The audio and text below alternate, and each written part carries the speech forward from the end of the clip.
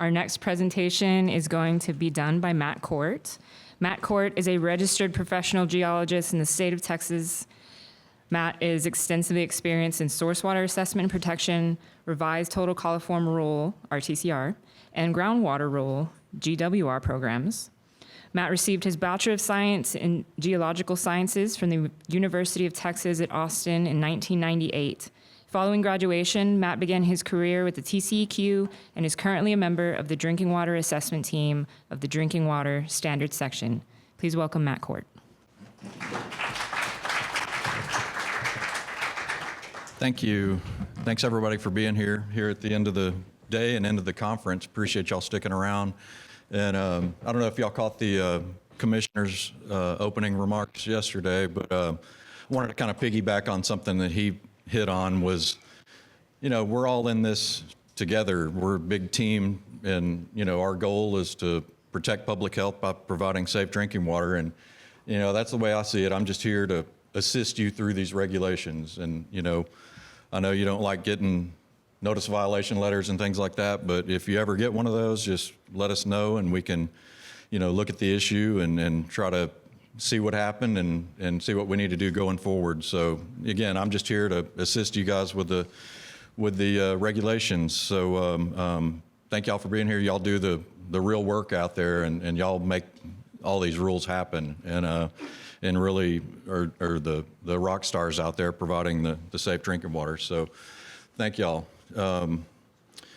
So the groundwater rule, it's been around since 2009. We're going on, 15 years now. So it's been around a while, and I know when it first hit, it was, just another thing we have to do. And but I think everybody's kind of gotten into the groove with it at this point and understand how it works. And one of the nice things about the groundwater rule is it's not, like some of these other rules that you have to do certain things every single month. And the groundwater rule set up more of a risk targeting type strategy to look for and identify sources that have problems with fecal contamination and then address those problems by applying some type of corrective action. So, there's probably some systems that have never even had to do any of the groundwater rule requirements. If you don't get any positives in your distribution system, you don't have to sample your wells. And if you don't have a rule exception, then you don't have to do the monthly raw sampling.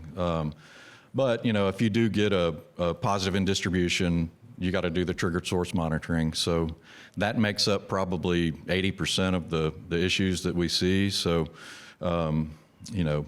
but yeah, I just want to break it down like right off. Just it's not one of these really cumbersome type rules that you have to do certain things every single month. There's things that could happen that could get you into some of the rule, but otherwise it's pretty manageable. So this year we've the back to the basics theme. We I guess last year I kind of trimmed down this presentation a little bit to streamline it a little bit. I did that a little bit more this year just to kind of get down to the essentials of what you need to know to be able to comply with the rule. So this is just an outline. This kind of breaks down the major components of the rule. We've got triggered and assessment source monitoring. That's well sampling basically. We've got the option of having a triggered source monitoring plan. We're going to go into each of these areas, but trigger source monitoring plans is a way to set up your sampling so you don't have to sample every single well if you get a positive in distribution. We just want to focus on the wells that were contributing to that sample point that got the positive. So that is an optional thing you can do. There is a sanitary survey part of it. The groundwater rule in the federal language talks about sanitary surveys. We call those comprehensive compliance investigations here. So that's a way to go check your system out and make sure everything is functioning properly.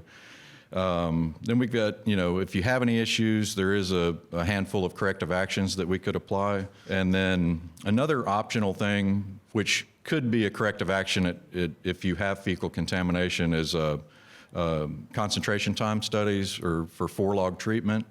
That's just a slightly more intensive treatment process that you can do that it's designed to really take care of E. coli. It can knock out E. coli really well. If you have E. coli issues, It's a type of treatment that we're going to discuss here in a few minutes. And then we got, the violations from public notice part of it. So as I mentioned, it's a risk targeting approach.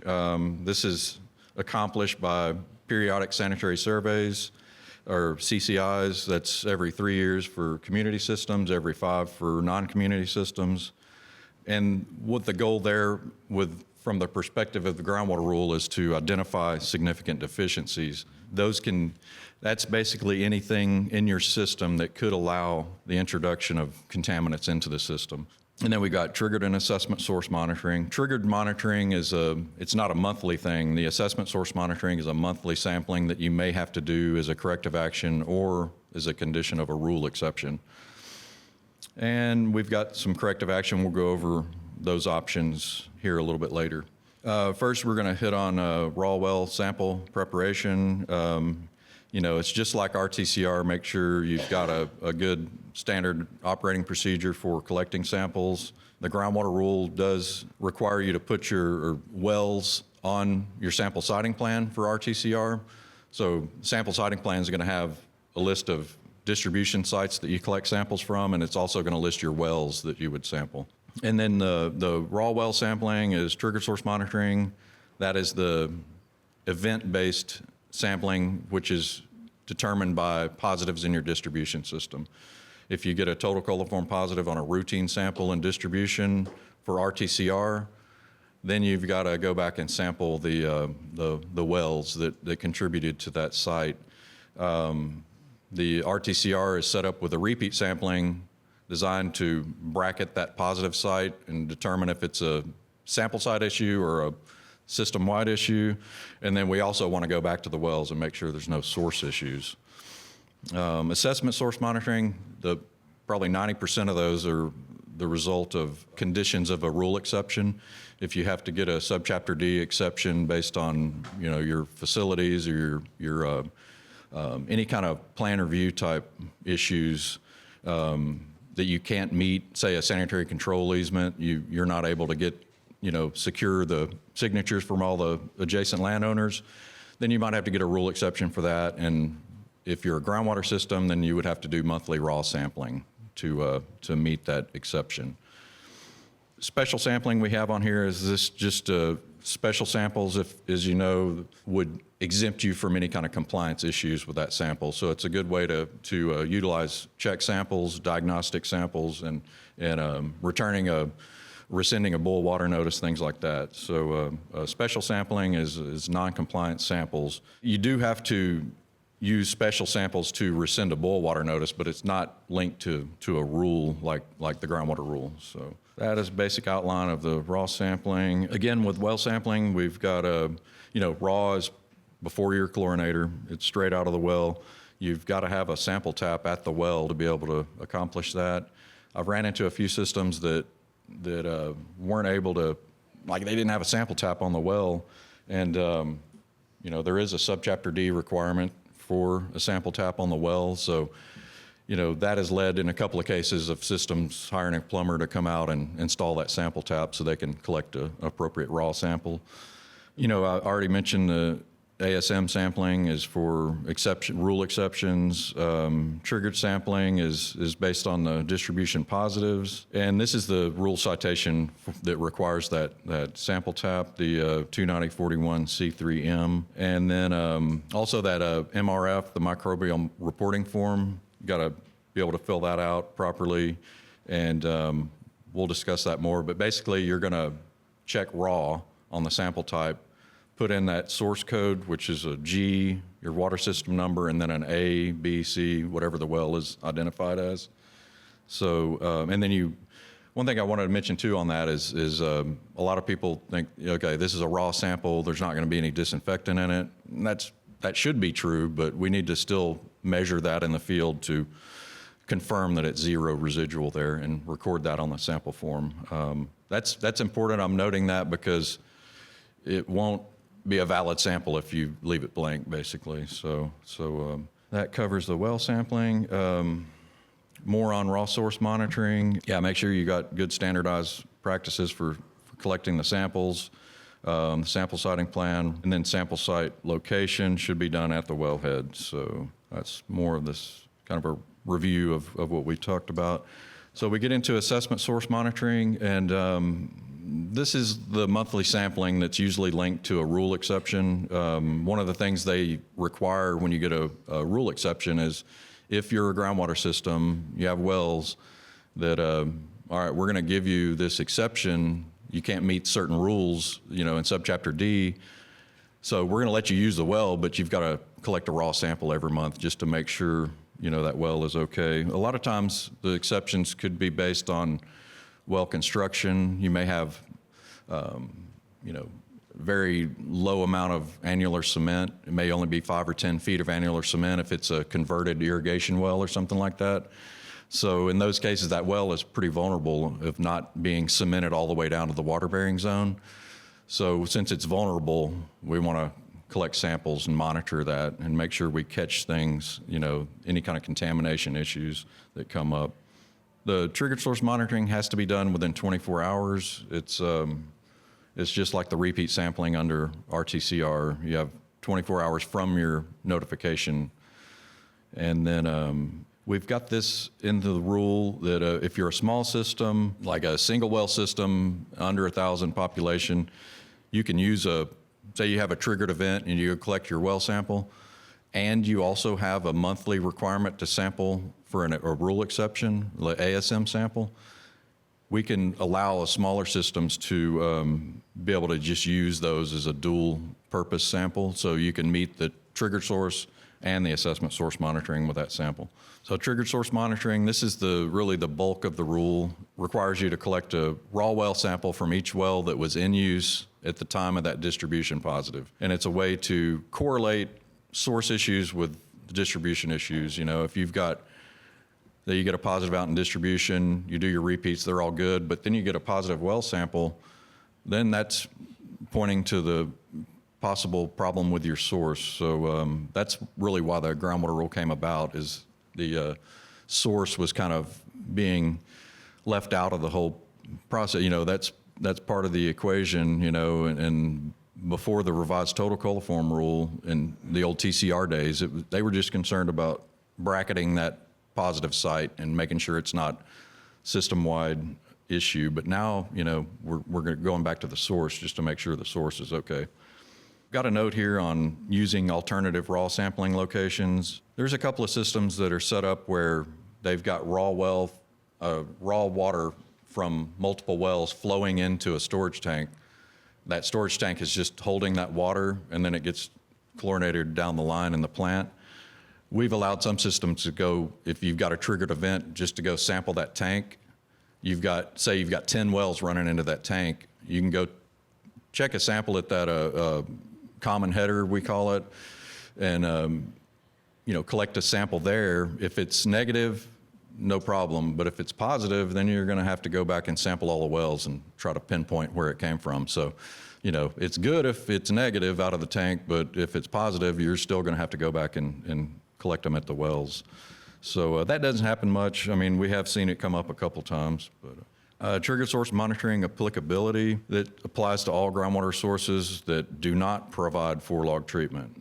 The 4-log treatment we're going to discuss coming up, but if you're doing 4-log treatment, you're exempt from triggered source monitoring. So a lot of the bigger systems like Houston and SAWS and a lot of the big municipalities have decided to let's go ahead and get a CT study done and just get exempt from this trigger source monitoring, because trying to collect, like Houston, for instance, they have, I'm not even sure how many wells they have. There's a lot. And San Antonio as well. If they have to go collect, 100 well samples in 24 hours, that's not real feasible. So they've decided to go on to 4-log treatment and just maintain that treatment and then be exempt from the additional sampling.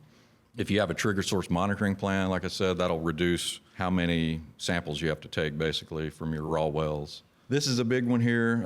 Trigger source monitoring is a one-to-one relationship between routine distribution positives and required well samples. So say you have 3 wells, you get 1 positive in distribution. You just have to take 1 sample from each of the wells. If you have 2 positives in distribution, even if they're on the same day, you got to collect 2 rounds of well sampling. And this one has caused some confusion. It's mainly when it comes to smaller systems that get multiple positives on the same day. You know, common sense might tell you, hey, we went out to the well and we got a sample, so, we should be good, but you've got to do it for each positive you get in distribution. So you get 5 positives, you got to sit there and collect 5 out of that well, 5 samples out of the well. And, I've discussed this with EPA, and at the beginning of the rule, it created a little bit of controversy with people getting violations because they didn't do the 1-to-1. They just did 1 round of well sampling, but EPA's, they're dug in that's the way it's got to be. It's a 1-to-1 thing, and their explanation is that more data is good. So you collect 5 samples out of a well, that's 5 data, 5 pieces of data versus 1. So the more data, the better from statistical, point of view. But that's the intent of the rule, and I just wanted to mention that because it has, and it still continues to cause a little bit of confusion. It's probably the most controversial part of the trigger source monitoring, at least. The rule does apply to systems that are in a consecutive system setups. Like if you're purchasing water from another system, you don't have any wells, but you get a positive in your distribution, you've got to notify that provider, and then they have to go sample the wells within 24 hours. So that's another big one that is not as intuitive as some of the other parts of the rule. But yeah, and it may go up. You could be purchasing water, and it could go up a few systems. So you've just got to get whoever's got the wells are going to be the ones that have to do the well sampling. So you've got 24 hours to notify your provider to go sample their wells. And if they don't do it, then that's a violation on them and not the system that got the initial positive. But you have to make that notification because there is a violation for not making that notification to your provider. Trigger source monitoring plans, this is what I've mentioned a couple times that can reduce the amount of raw samples you have to collect in a triggered event. This is, it can save a lot of time and resources of having to go out and collect a large amount of raw samples. And it's not applicable for a single well system because you've got 1 well. It's pretty straightforward on those. But I'm going to go through a couple of examples for a trigger source monitoring plan. These are just really basic examples, but I just want to show you just to kind of try to get the concept down at least. So the first option is wells that represent monitoring locations in the distribution system. So this is mainly systems that have multiple pressure planes. You have a well and sample sites in each plane. We're only interested in the wells that serve that positive site. So pressure planes are a big thing with this option. Or you could have physically separate distribution areas. It's kind of like pressure plane, but it's there's a couple of systems that have their main distribution area, and then they've got one neighborhood that's 6 miles down the road or whatever. In those cases, it's the same. We want to know which wells are feeding which areas, and you can put that together in a trigger source monitoring plan.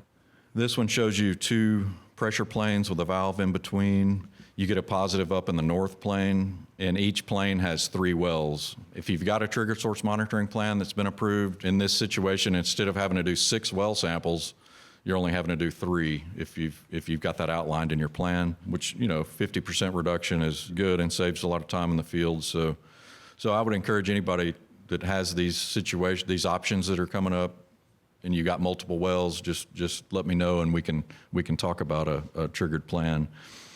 This second option is wells that represent other wells. You could have a well field with 10 wells or more that are all in close proximity, all drilled to the similar depths, or the same aquifer, similar well construction. These wells have to pretty much match up. If you've got some wells that are cemented all the way down to the water-bearing zone, and then you've got some that only have maybe converted irrigation wells that only have 5 or 10 feet of annular cement, then those aren't going to be able to represent each other.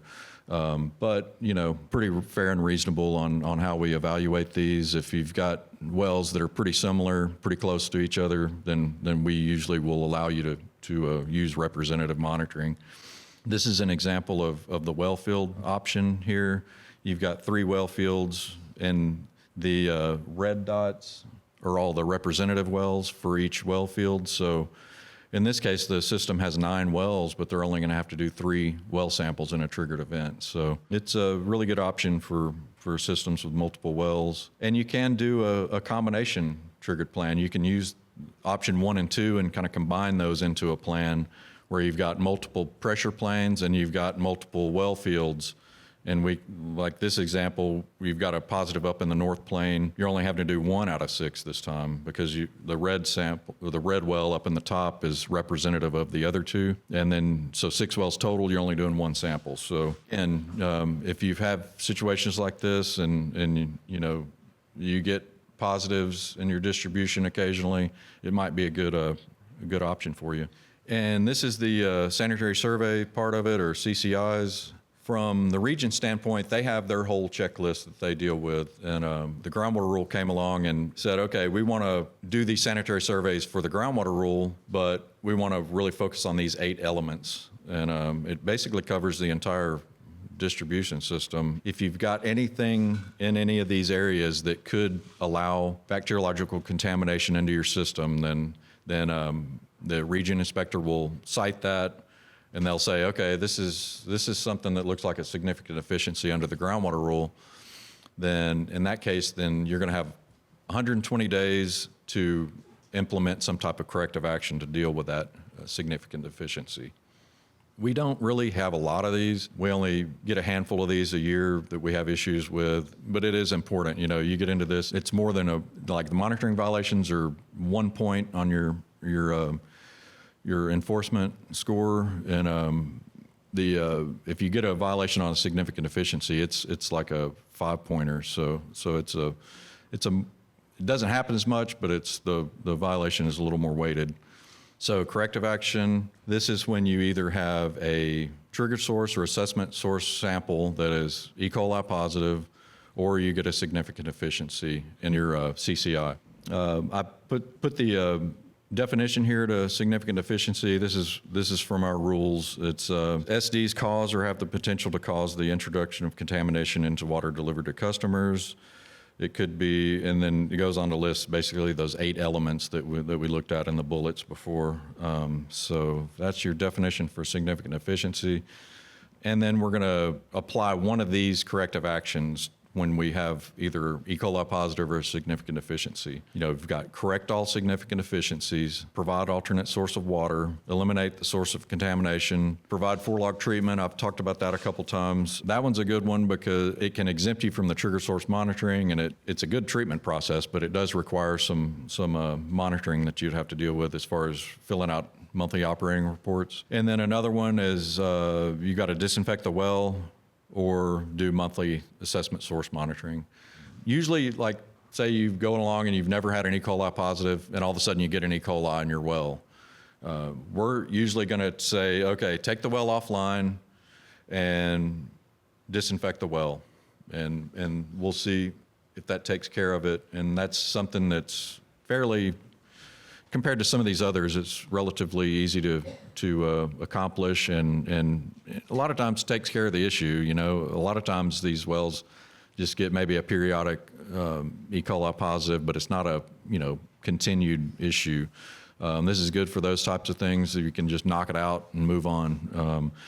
So yeah, that's generally what we're going to do for your first or you get 1 a year or something, that's probably what we're going to implement as the corrective action. If you start getting multiple E. coli positives in a year, then we're going to step it up and go for one of the other, like 4-log treatment. And speaking of 4-log treatment, I've got a few slides here that goes over that.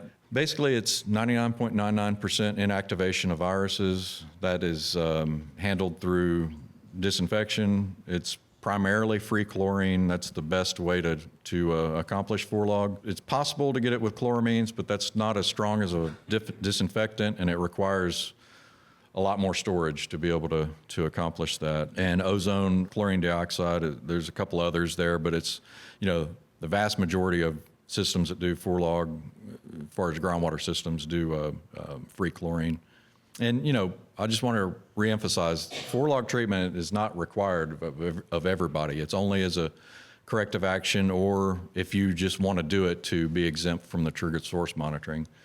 when we first started this conference years ago, like in 2009, 2010 timeframe, some systems were under the impression that everybody had to do 4-log treatment, and people were kind of freaking out about it because it's, it does require a storage tank. It requires daily monitoring. So it was, we had to calm everybody down those couple of years. And no, and it's optional, everybody, it's okay, it's optional. But that's basically what 4-log treatment is. There's a couple of reasons of why you might be interested in doing that. You've got a lot of wells and you just don't have the time or the manpower to do a lot of samples in a 24-hour period. We could require that, like I said, if say you get 3 coli positives in a rolling 12-month period, we're probably going to go to 4-log treatment in that case. One thing to note too is some systems are already kind of set up and probably already getting the 4-log treatment, but you just have to do the CT study and then you do the monthly operating reports to be on the books for it, But a lot of systems already have a storage tank. They're already running a high enough residual, and they're already ready to go. So, but on the flip side of that, there are a lot of groundwater systems that don't have storage tanks. So, that can be an issue. So, we discuss all that if it comes out as a corrective action, and, we'll work with the system. I said 120 days for corrective action, but if you've got to purchase a groundwater or ground storage tank and you've got to get funding and all that, we'll work with you. I mean, we'll extend that 120 days out to a reasonable time frame.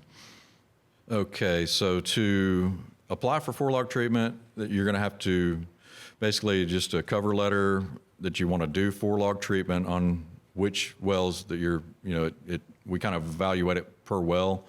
So make sure you list all the wells that you want to get credit for. And then, like I said, it exempts you from that trigger source monitoring. You've got to list all your sources, supplying the entry point, and we need to see a schematic of your just a basic diagram of your plant, basically.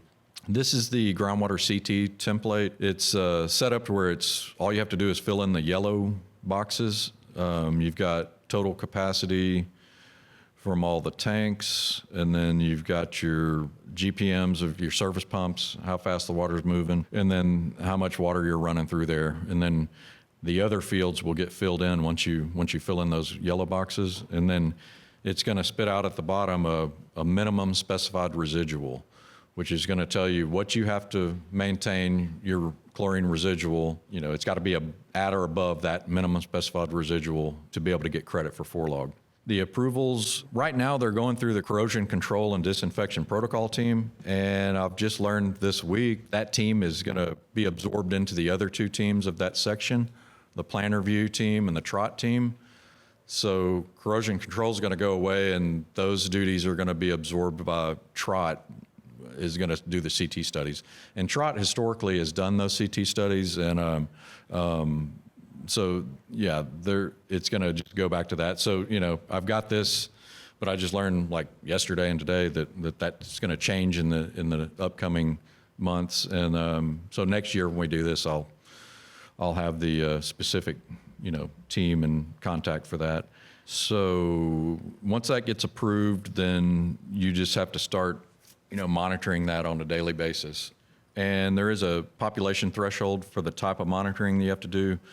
If you're less than 3,300 population, then you've got to do daily monitoring. You can do a daily grab sample and accomplish that. But if you're above that 3,300 mark, then you've got to do continuous monitoring, which is a SCADA system or whatever system you do to continuously monitor. So, that equipment, that continuous monitoring equipment is expensive, but it does have a lot of perks to it where you can do things remotely and deal with it that way. So that's the population for the daily monitoring. If you ever say you're a system that, hey, I want to do 4-log so we don't have to do trigger source monitoring, and then it goes 5 years of that daily monitoring and everything you're doing with the 4-log treatment, and then you kind of step back and you're like, well, I haven't even had any positives in this whole 5-year period, so, why are we doing this? That could be a reason to it may not be necessary. If you're not getting positives in distribution, then you can apply to, if you've opted into the 4-log, then you can apply to get off of that as well, but it just has to be done in writing. Now, if it's a corrective action, then that's going to be, you can't get out of that one. That one's you just got to keep doing it if you've had E. coli issues in the past and it was implemented as a corrective action. And this is kind of the last section. We're getting into violations. There are basically 3 tiers of violations. The treatment technique violations, when corrective action is not completed within the required time frame. The default is 120 days, but if we work with you on a plan and schedule, then you go by that plan and schedule. It could be, twice that amount, or it could be, whatever it is, but you have to go by the plan and schedule. And then another one is to failure to maintain 4-log treatment. That's the treatment technique violations. There is a 24-hour public notice requirement if you get an E. coli positive. So you get an E. coli positive, you've got to post your public notice within 24 hours. And that could be from a provider. Say the provider goes and collects, it's like you get the positive in your distribution, you notify your provider, they collect the well samples, and they get an E. coli positive, then that notice has to be posted for your system where the distribution area is. The 30-day public notice, this is failure to implement corrective action, whether it's from a E. coli positive or a significant deficiency. You failed to comply with the CA plan and schedule and or maintain 4-log treatment of viruses. And then the 12-month public notice is that's the monitoring violations, which are you just didn't do your trigger source monitoring, or you didn't do your assessment source monitoring, or you didn't monitor that residual every day. And a couple reminders here towards the end. If any wells were not in use at the time of that distribution positive, then you don't have to sample that well. But we do have a inactive well form to fill out just to document that. You can email this GWR data at TCEQ and we'll get you that form, or you can look it up. That's the form number. But, just let us know. We can get you what you need real quick. And let's see, approved 4-log treatment and approved trigger source monitoring plan options can reduce your sampling. And let us know if you have any questions. I did want to mention FMT. This is a really good program we have. We have staff that are well educated in all the rules and can help you on the phone or email, or they can actually come out on site and help you out there. So that's their contact information if you ever need any help out in the field. And here's my contact information. I've got Drinking Water Watch up here. We do have a new viewer. I don't have that link. I'm sorry I don't have that link on here, but I just talked to James Staple that kind of handles this stuff, and he said that I think Drinking Water Watch is going to go through the end of the year, and they're going to put a tag up on Drinking Water Watch that redirects you to the new site. So if you go here, you should be able to find the new site. So yeah, that's all I have. Anybody have any questions? We have one question from a virtual attendee. Do you mark the raw water BACT on form 10525 as special if required for an exception? Yeah, if you want to collect a special sample and it's a raw sample, we do see samples come in marked special and raw, but we can't do that. We got to just mark it one thing. So whatever the primary purpose is, which in this case is special, just mark it special only. And then when you put the residual on there, measure it and put 0, then we'll know it's a raw sample. Plus, you'll put the well ID number on the sample site. And so that'll be the number that's G, your water system number, and then a letter at the end. So yeah, just put the G number on there, mark it special, and then make sure and measure the residual. I think that's in response to like an exception. Do you still list it as special? On The MRF exceptions, if it's a well that's active and in use and they're collecting for an exception, then generally those need to be marked raw. But if it's a proposed well, some of these trot and plan review issues, it could be they want them to mark special until it becomes active, and then once it becomes active, then you would start marking it raw. But really, if you get a rule exception, they're going to have instructions on there of how they want it marked. In some cases, they do say to mark them special, but generally, we want to mark all the compliance samples as raw. But yeah, there are, I hate not to have an exact answer on that, but there are some cases where Trot that does the exceptions where they want you to mark them special, but just look at your exception letter. Or give me a call too, I can look it up I too. just got a triggered source monitoring and didn't really read the directions closely, and I thought that I had to sample both of my wells, including the one that hadn't been on for 3 months. Right, And so I marked them both as well, and Yeah. it did trigger, it did get a positive. okay. So Ken told me, mark the rest of them special until I'm ready to. Yeah, Have it be yeah, that's compliant. unfortunate because, a well that's sitting there for a few months, they're more likely to have a positive unless you, if it's not being used a lot. So, yeah, I'm glad you're here then. So we can, we discussed this, and in that case, in the future, you can just fill out that inactive well form. I feel like on the site, it doesn't really say it's just not being used, because I don't consider it an inactive well. We Yeah, switch that's a them good back point, and too. forth. I thought Yeah. inactive meant like we have a well that's been Right. inactivated years and years ago. Right. So I Yeah, thought that's a really good point because our inventory team, they handle the well status in our database. So, yeah, there's a inactive, is more of a permanent type term, whereas you could have some temporary, where the well's just not in use for a week or something, and we have two, we switch back and forth. basically for our purposes, just consider, was that well pumping within 24 hours of that positive, If we like to try to roughly say, okay, if you have a positive, the well had to have been pumping, sometime before that to be able to get to that site. So we usually say, within 24 hours but if you've got something that's been sitting there a couple days not pumping, then yeah, you wouldn't have to collect it, but you would have to fill out that inactive well form. Yeah, good question. She mentioned Ken. Ken Quinney is my coworker. We've been doing this almost 10 years for groundwater rules. So that GWR data email goes to me, it goes to Ken, and it goes to our team leader, Jessica, over here. And so, yeah, that email is linked to all of us. But yeah, I just wanted to mention Ken, give him a shout out. He was going to try to come, but I think he had to do something else. But yeah, Ken's great. Ken and I can answer any of your questions at any time. So yeah, just give us a call or email or whatever you may have. But yeah, thank y'all so much for coming and sticking around to the end. Appreciate it.